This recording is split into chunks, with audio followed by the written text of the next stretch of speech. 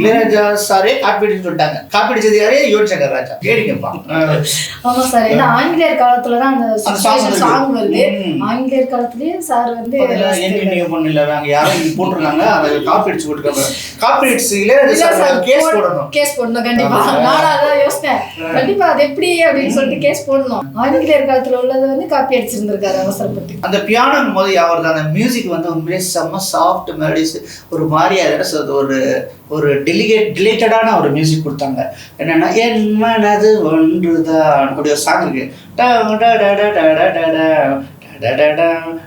செம்மையா இருந்துச்சு. அதுக்கு தோற பார்த்தீங்கன்னா அந்த ஒரு வால் வந்து இப்படி வந்து போறதெல்லாம் பார்த்தீங்கன்னா சரி ஒரு பிரம்மாண்டம், ஒரு அழகா கொஞ்சம் யோசிச்சிருக்காங்க ரைட்டு.